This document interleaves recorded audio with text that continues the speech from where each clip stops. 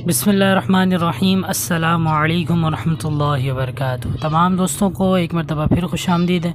उम्मीद करता हूँ आप सब खैरियत से होंगे, आपके बर्ड्स भी खैरियत से होंगे। तो मेरा नाम है मोहम्मद शाहज़ेब और आप देख रहे हैं शाहज़ेब बर्ड्स टीवी। तो दोस्तों आज मैं आपको इंशाल्लाह पट्ठों के हवाले से बताऊँगा। काफ़ी सारे दोस्तों ने मैसेजेस किए मुझे कि भाई पट्ठे हमारे जो हैं वो मर जा रहे हैं, सही से बड़े नहीं हो रहे, तो क्या मसला है आप हमें बताएं इस हवाले से।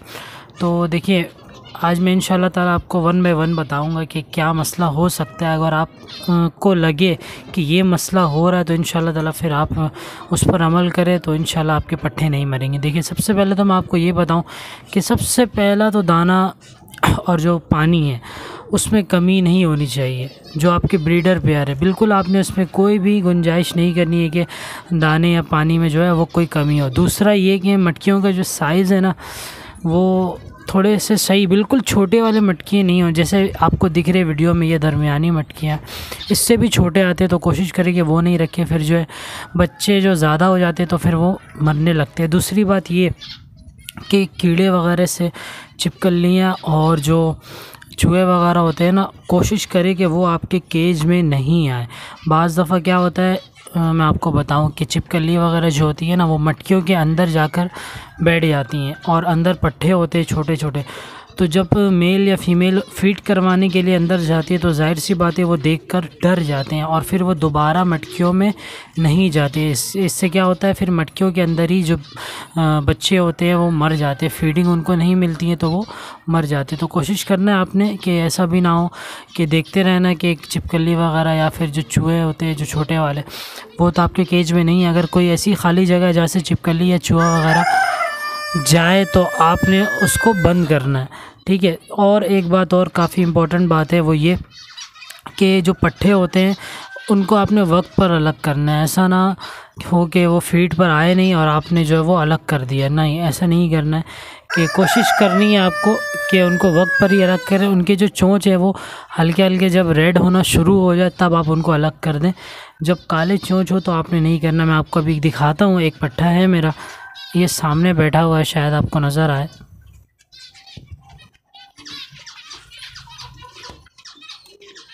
ये सामने जो पट्ठा आपको दिख रहा है ना, अभी ये बिल्कुल अलग करने के काबिल हो गया। तो इंशाल्लाह ताला जब मैं अंदर जाऊंगा और कॉलोनी में और पट्ठों को अलग करूंगा तो ये अलग कर देंगे। इसके अलावा जो आगे आपको और दो पट्ठे दिख रहे हैं उनके अभी चोंच जो है वो ब्लैक है, उनको आप अभी छोड़ दें। ये जो सामने बड़ा पट्ठा दिख रहा है इसके जो है चोंच वो आहिस्ता आहिस्ता रेड होना शुरू हो गए, तो आप ये अलग कर दें।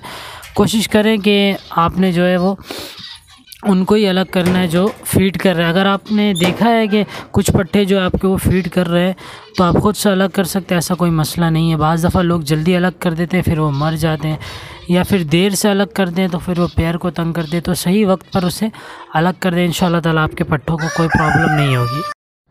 अच्छा, एक बात का आपने और ख़याल रखना है नेस्टिंग का। नेस्टिंग बहुत ज़्यादा भी ना हो और बहुत कम भी ना हो। कोशिश करना है आपने कि नेस्टिंग उनको प्रॉपर देकर मटकियों में आप ख़ुद ही लगा दें तो ज़्यादा बेहतर है। वरना फिर क्या होता है मटकियों में नेस्टिंग कम होती है, फिर वो दूसरी मटकियों से लेकर आते हैं नेस्टिंग, और जो आपके अंडे होते हैं या फिर जो बच्चे निकले हुए होते हैं बहुत छोटे, वो नेस्टिंग जब कर रहे होते हैं बर्ड्स तो वो उसके नीचे ही दब जाते हैं। तो इसकी वजह कर भी पट्ठे मरते हैं। फिर आपको आप कहते हैं कि पट्ठे जो है वो बाहर नहीं आ रहे, ऐसा मसला हो रहा होता है। तो कोशिश आपने करनी है कि नेस्टिंग का भी आपने ख़ास ख्याल रखना है। और बाकी फिंचेस जो है वो अपना ख़ुद ही नेस्टिंग कर लेते हैं, ऐसे इतना कोई मसला नहीं होता है। लेकिन आपने भी ख्याल रखना है कि उनको नेस्टिंग में जो है प्रॉब्लम ना होना, फिर आपके आगे जाकर पट्ठों को प्रॉब्लम होता है। और एक बात और मैं आपको बताता चलूँ कि जो भी पट्ठे आपके निकल रहे हैं कोशिश करें आप उनको अगर बहुत पहले आपने पट्ठे को अलग किया और वो तैयार हो गया तो कोशिश करें कि जो दूसरे पट्ठे आ रहे हैं आप उनको जो है उसमें ना डालें, फिर वो लड़ाई वगैरह करते हैं क्योंकि उनके एज में काफ़ी डिफरेंस होता है। वो ब्रीड लेने के चक्कर में जो है वो लड़ाई वगैरह कर रहे होते हैं, जिसकी वजह कर फिर वो उनकी लड़ाई होती है और फिर वो ऑफ हो जाते हैं। तो कोशिश ये करना है कि आपने जो पट्ठे तैयार हो गए उनको आप सेल कर दें, या फिर अगर आपने ब्रीड पे लगाना है तो उनको अलग रखें। और जो पट्ठे निकल रहे हैं ना उनको सब आप एक साथ रखें, एक ही एज के पट्ठे को, ताकि वो ब्रीड भी ना ले सके, तंग भी ना हो, और जब वो तैयार हो तो बिल्कुल फ्रेश तैयार हो। एक ही साइज़ में तैयार, और इंशाल्लाह ताला फिर जब आप उनसे ब्रीड लेंगे तो काफ़ी बेहतरीन उनकी ब्रीड आएगी। इसके अलावा मैं एक पट्ठे के हवाले से और भी मैं आपको बताता चलूँ कि फिंचिस में पट्ठे में ये होता है कि अगर किसी और पेयर के भी पट्ठे निकले हैं तो कोई मसला नहीं है, वो कोई भी फ़ीमेल या मेल जो है वो उनको ब्रीड फीड करवा देते, कोई ऐसा मसला नहीं होता। तो आपने ये बिल्कुल भी नहीं सोचना है कि अगर आपके जो फीड नहीं हो रही या माँ बाप फीड नहीं कराने कॉलोनी में तो कोई मसला नहीं है, वो मटकियों से बाहर आ जाते थे तो कोई भी उसे मेल या फीमेल दूसरा वो फीड करवा देता है। और एक बात और, आपने सफाई का ख़ास ख्याल रखना। आपका भी फ्लोर दिख रहा होगा कॉलोनी का, ये फ्लोर बिल्कुल मैंने सफाई कर दी। हाँ, जो थोड़े बहुत जो दाने के सीड्स के जो छिलके होते हैं वो आपके कॉलोनी में रहते हैं, वो सही भी है, रहना चाहिए। देख सकते हैं आप, उसमें से भी कुछ दाने पट्ठे भी मुंह मार रहे होते हैं दाने वगैरह में, और मेल और फीमेल्स भी जो है उसमें वो चोंच मार रहे होते हैं ताकि उनको जो उसमें से भी कुछ मिल जाए। और आपने कैल्शियम की कमी बिल्कुल नहीं होने देनी। मैं हर वीडियो में बताता हूँ कैल्शियम की। ये जो पत्थर आपको दिख रहा है ये नमक है, तो ये भी मैंने डाल दिया। ये हाजमे के लिए होता है और काफ़ी अच्छा होता है, तो कोई मसला नहीं है, कैल्शियम की भी कमी नहीं होनी चाहिए। कैल्शियम पाउडर वगैरह भी इस्तेमाल कराएं। आपको दिख रहा होगा मेरे परिंदे बिल्कुल फ़िट है, ना कोई बीमारी लगी हुई है उन्हें और ना ही कोई मसला है आपके सामने। तो माशाल्लाह से माशाल्लाह ज़रूर बोलना अपने बच्चे निकले हुए।